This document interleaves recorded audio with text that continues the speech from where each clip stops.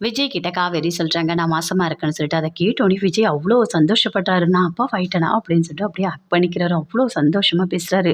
அப்படி காவேரி பார்க்குறாரு. "காவேரி நான் நெனச்சு கூட பார்க்கல காவேரி இப்படி நடக்கும்னு சொல்லிட்டு. எனக்கு எவ்ளோ சந்தோஷமா இருக்கு தெரியுமா?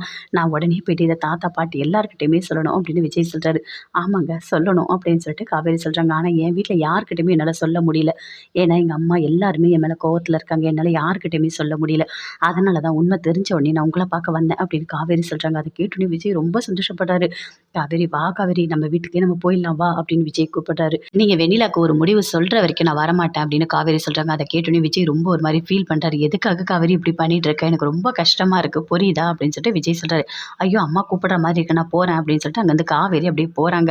விஜய பார்த்துக்கிட்டே திரும்பி திரும்பி போறாங்க. அப்படியே விஜய் பயங்கரமா ஃபீல் பண்றாரு. நான் அப்பாவாயிட்டேன். ஐயோ!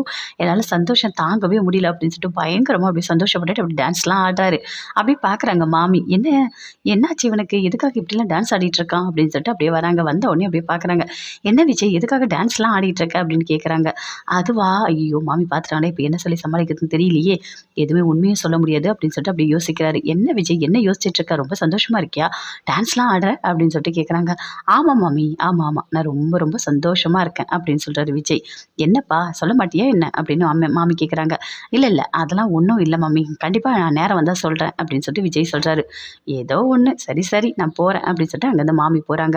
அப்பா! மாமி கிட்ட இருந்து தப்பிச்சோம். இல்லன்னா அவ்வளோதான் ஒரு வழி ஆயிருப்போம் அப்படின்னு சொல்லிட்டு பயங்கரமா இன்னும் சந்தோஷப்பட்டாரு.